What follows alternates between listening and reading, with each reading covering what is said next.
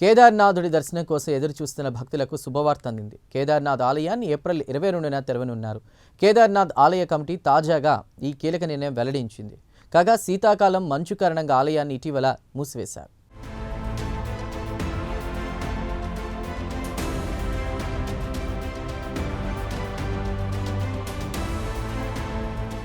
పవిత్ర కేదార్నాథ్ ఆలయాన్ని ఏప్రిల్ 22వ తేదీన తెరవబోతున్నారు.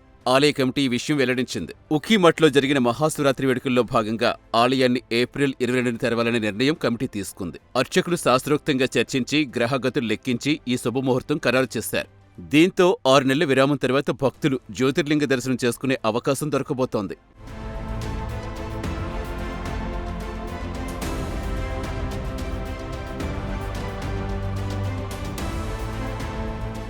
కాగా శీతాకాలం మంచు కారణంగా ఆలయం ఇటీవల మూసేసిన సంగతి తెలిసిందే. కేదార్నాథ్ ఆలయ ద్వారాలు తెరుచుకునేందుకు ఒక ప్రత్యేకత ఉంది. ఈ ఆలయ ద్వారాలు తెరుచుకోవడంతోటే ఉత్తరాఖండ్లో ప్రసిద్ధ చార్ధామ్ యాత్ర సందడి ప్రారంభమవుతుంది. ఏప్రిల్ 22 ఉదయం 8 గంటలకు వేద మంత్రోచ్చరణలు, మేళతాళాల మధ్య కేదార్నాథుడు తన భక్తులకు దర్శనం ఇవ్వబోతున్నాడు.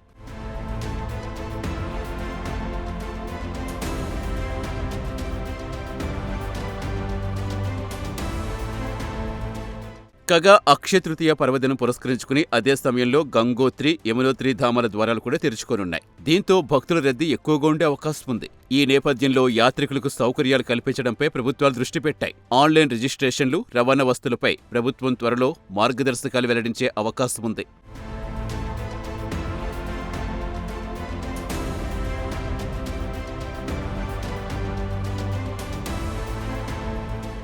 అయితే కేదార్నాథ్ యాత్ర చేయాలనుకునే భక్తులు శారీరక దృఢత్వం కలిగి ఉండటం చాలా ముఖ్యం. సముద్ర మట్టానికి అత్యంత ఎత్తులో ఉండే కేదార్నాథ్ క్షేత్రంలో క్షణక్షణానికి వాతావరణం మారిపోతూ ఉంటుంది. అందుకే ప్రయాణికులు తమ వెంట అవసరమయ్యే వెచ్చని దుస్తులు తెచ్చుకోవాల్సి ఉంటుంది.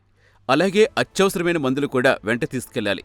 కాగా ప్రభుత్వం ప్రవేశపెట్టిన హెలికాప్టర్ సర్వీసులు లేదా గుర్రపు స్వారీ సదుపాయాలు భక్తులు వినియోగించుకుంటారు. ఇదిలా ఉంటే కిందటి ఏడాదితో పోలిస్తే ఈ ఏడాది భక్తుల రద్దీ మరింత ఎక్కువగా ఉండే అవకాశం ఉందని అధికారులు అంచనా వేస్తున్నారు.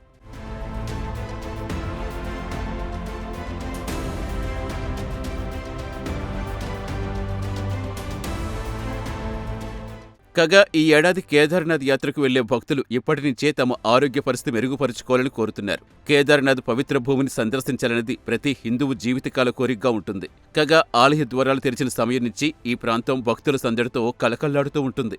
నవంబర్ నెలలో జరిగే భయ్యా దూజ్ పండుగ వరకు భక్తుల సందడి కొనసాగుతుంది.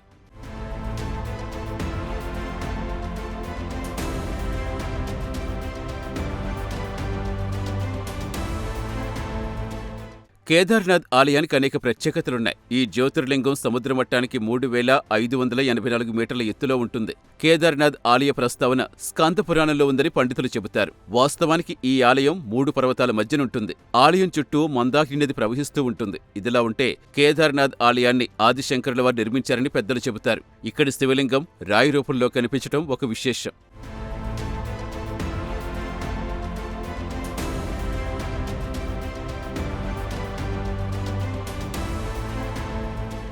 ఇదిలా ఉంటే చార్ధామ్ యాత్ర అంటే ప్రతి హిందువు తన జీవితంలో ఒక్కసారైనా చెయ్యాలనుకునే యాత్ర. 4 పుణ్యక్షేత్రాల పర్యటనే ఈ చార్ధామ్ యాత్ర. గంగా యమునల జన్మస్థానాలైన గంగోత్రి, యమునోత్రి, అలాగే శైవ క్షేత్రమైన కేదార్నాథ్, వైష్ణవ క్షేత్రమైన బద్రీనాథ్, ఇలా 4 పుణ్యక్షేత్రాలు కలిపి చార్ధామ్లుగా పిలుస్తారు. ఈ ఆలయాలన్నీ ఏడాదిలో కేవలం 6 నెలలు మాత్రమే తెరిచి ఉంటాయి.